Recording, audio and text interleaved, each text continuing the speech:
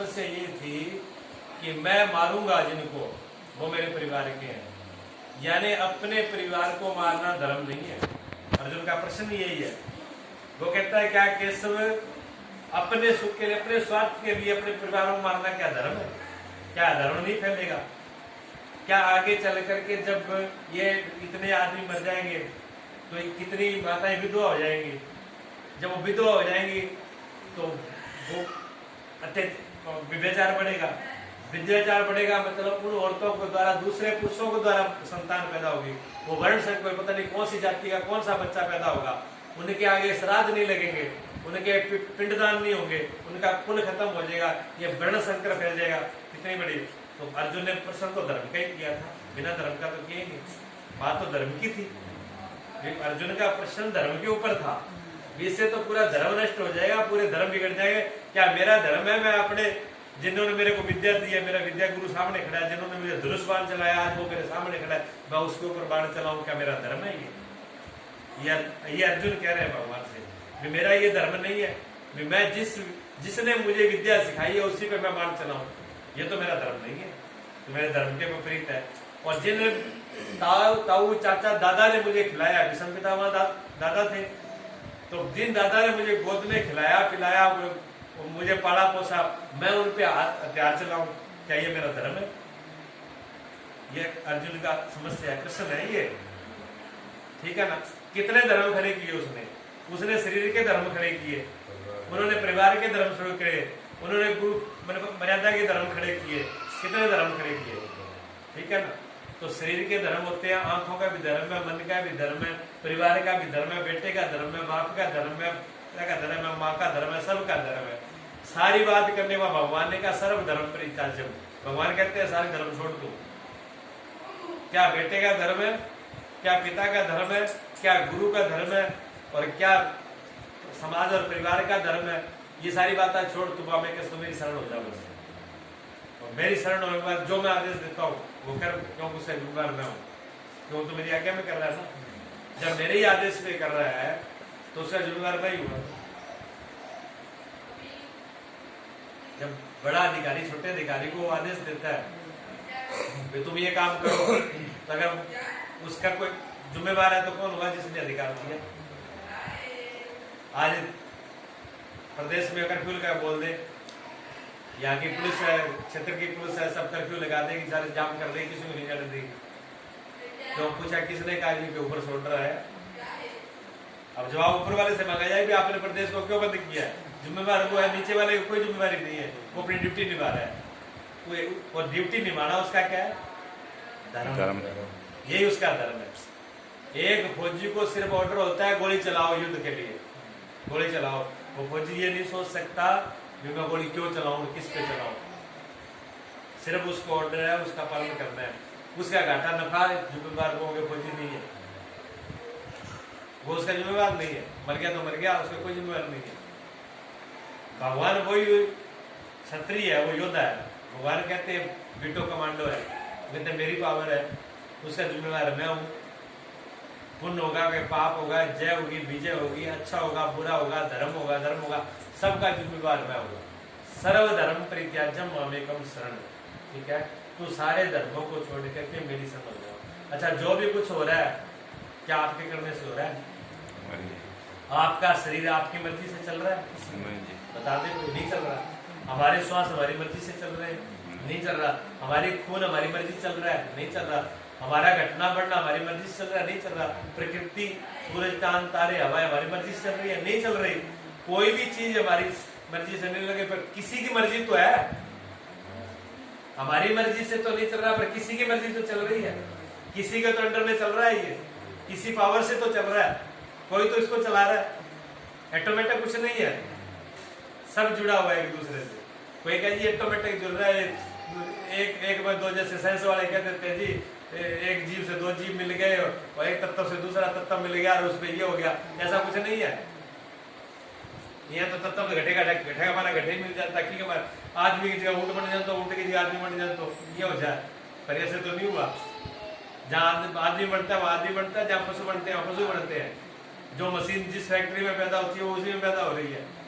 आप वाली भी मोटरसाइकिल के इंजन से दूसरी चीजें हवाई जहाज निकलने शुरू हो गए, ऐसा नहीं होता। जो करेंसी जिसकी बनी है उसी में वो काम हो रहा है, तो व्यवस्था तो चल रही है। अगर ऐसा नहीं होता तो ये व्यवस्थित नहीं होता, अव्यवस्था होता। लेकिन सारी चीज व्यवस्था से, देख लो सूरज अपनी व्यवस्था से चल रहा है, कभी सूर्य उल्टा नहीं चलता।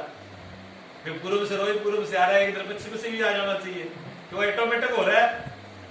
फर्क पड़ सकता है, आंधी आई रहो, सूरज इधर के बारे इधर जा सकता है, क्या बड़ी बात है, पर नहीं जाता। कितनी मर्जी तूफान आ जाए और सूरज वही अपने ठिकाने पे रहता है। कभी बदला है? ऋतु नहीं बदलती, तार नहीं बदलते, जो जैसा रुख है वो अपना हो रहा है। तो कोई व्यवस्था है, बहुत गहरी व्यवस्था है, व्यवस्था कोई ना कोई है, और वो व्यवस्था बहुत गहरी है, ऐसा नहीं है उसको करने वाला है। किसी की समझ में नहीं आ रहा, अगर साइंस वाले विज्ञान की समझ में नहीं आ रहा, तो इसका मतलब नहीं कि वो चीज नहीं है। अच्छा, हमको जो चीज नहीं दिख रही, मान लो आप फिर जाके कि अपने को जो चीज नहीं दिख रही, तो क्या वो चीज नहीं है? बहुत से सूक्ष्म जीव है, वो नहीं दिख रहे हमको, तो क्या वो सूक्ष्म जीव नहीं है? हैं? वो सूक्ष्म जीव है, ऐसा नहीं है कि नहीं है। अब दूसरे का मन, निराकार की बात करो, तो क्या दूसरे का मन अपने को दिखता है? हवा दिखती है, चल रही है, सांस करते हैं, कोई ले रही है चीजें, टच हो रही है, लेकिन दिख तो नहीं रही। निराकार तो बहुत सी चीजें नहीं दिख रही है। इन आंखों की क्षमता कितनी है, पहले बताओ। मेरी आंखों कितनी की क्षमता है, क्या देख सकते हैं?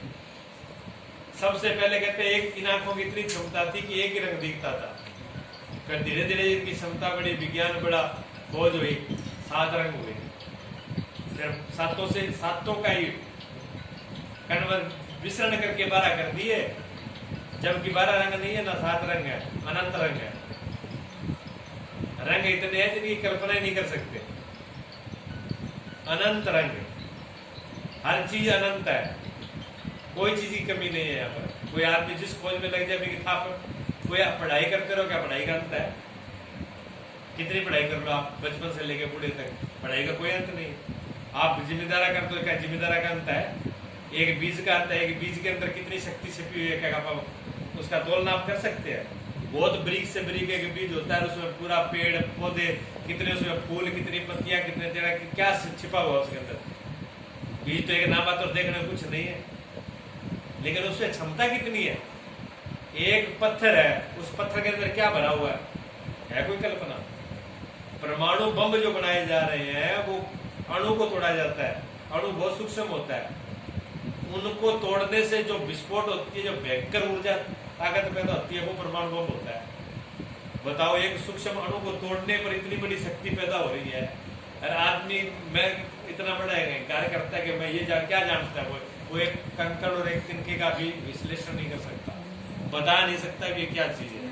इतना बड़ी विराटता है उसके अंदर, इतना विराटपना उसमें छिपा हुआ है, तो इतना अनंत भरा हुआ है, इतना कुछ भरा हुआ है, कोई अंदाजा नहीं है। तो इसमें जो कुछ हो रहा है वो हमारे करने से नहीं हो रहा। शरीर हमारे करने से नहीं चल रहा, प्रकृति हमारे करने से नहीं चल रही, श्वास हमारे करने से नहीं चल रहा, कोई भी कृत्य हमारे करने से नहीं हो रहा, किसी के करने से हो रहा है। इसलिए अपना मैं छोड़ दे, अपना मैं अपना छोड़ दे।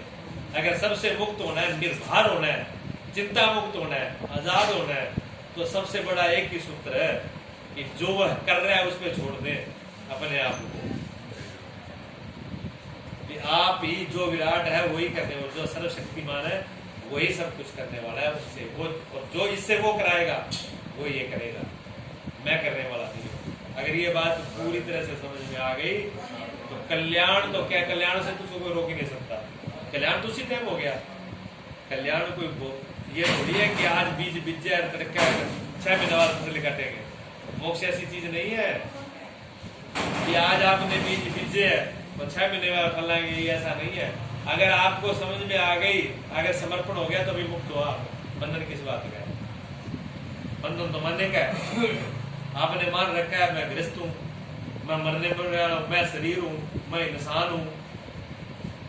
बताओ, एक किसी संत थे तो वो कहते सर्वम, मैं बोलते थे सर्वम, जैसे वहाँ शिवम आपने सुना होगा, अपने वो भारती बोलते ना शिवम, तो नाम संप्रदाय है इनकी खंडाने वाले, तो शिव मैंने शिव, जो शिव है शिवो मैंने, जो शिव है वो मैं हूँ। तो वो कहते शिवो हम, कि मैं शिव हूँ, मैं हूँ। तो एक दूसरे महात्मा को कहेंगे जी हम सर्वोम, मैं सर्व हूँ, तुम शिव हो, मैं सर्वी हूँ, मैं सब कुछ हूँ। तो एक ने कहा जी महाराज आप तो अपने आप को भगवान मानते हो, आप अपने को भगवान क्यों मानते हो? ये माने बाबा तो वो तो संत ने कहा कि आप अपने को इंसान क्यों मानते हो? भी आप अपने को इंसान क्यों मान रहे हो? आप अपने आदमी को, अपने आप को आदमी मान रहे हो। तुमने आदमी मान लिया, तुम आदमी हो गए, मैं अपने को भगवान, मैंने समझ लिया, मान लिया, उसको जान लिया, मैं भगवान। जैसे तुम अपने को आदमी मानते हो, वैसे मैं अपने को भगवान मानता हूँ। आप मानने लगो तो आप भी हो जाओगे, आप भी भगवान। क्यों कि आपने शरीर मान लिया, आप शरीर हो तो नहीं, अगर होते तो फिर छोड़ते क्यों इसको, अलग क्यों करते? आपने अपने आप को मनुष्य मान लिया था मनुष्य हो, आपने अपने आप को माँ मान लिया, अपने आप को स्त्री मान लिया, जहाँ पुरुष मान लिया, जहाँ पिता मान लिया, जहाँ बेटा मान लिया, जहाँ बेटी मान ली, माने तो है सब। आगे ना मानते तो कुछ नहीं। मानो तो मानने की तो रिश्ते हैं। बेटा कहते मैं अपनी माँ को नहीं मानता, क्या होगा? ये जो है बताओ, है कुछ? अगर मन से, माँ के मन से बेटा उतर जाए, क्या है फिर? बेटा जियो जो मरो, क्या फर्क पड़ता है? पड़ेगा कोई फर्क? है तो मन पर ही ना। और आपको भले अपने अपने खुद ने जन्म ना दिया हो, दूसरे का जन्म दिया हो और आपने उसको पाल लिया हो, तो आपकी ममता उस बड़े बेटे से कम होगी क्या? ज्यादा होगी। हमारे यहाँ 3 शक्ति की पूजा होती है, ब्रह्मा विष्णु और शिव। एक ही शक्ति के 3 रूप है। ब्रह्मा की पूजा कितने लोग करते हैं बताओ? है कोई थरगामा मंदिर आस पास में? नहीं है। क्यों नहीं है? ब्रह्मा का काम है सिर्फ सृष्टि पैदा करना, बस पैदा करती है, बात खत्म है। लेकिन पालना कौन करता है? विष्णु। विष्णु की पूजा कितने लोग करते हैं? सारी दुनिया करती है। क्यों? पालने वाला बड़ा है, पालने वाले की जरूरत है, पालने वाला बड़ा है, पालने वाले की जरूरत है। इसलिए जिसे माँ ने पाला उसका हक ज्यादा है।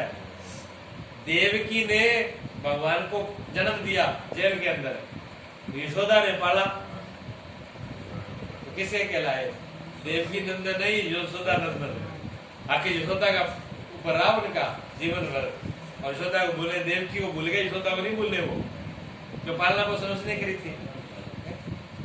जो कार्तिक जी है, कार्तिक को कृतिका जो थी बात, जो ऊपर कृतिका है, 6 देखा हो आप, सितारे होते ऊपर, जो कीर्ति मंडल जिसको बोलते हैं, कीर्ति जिनको आप कहते हो, वो कीर्ति मंडल जो है वो 6 कृतिका है।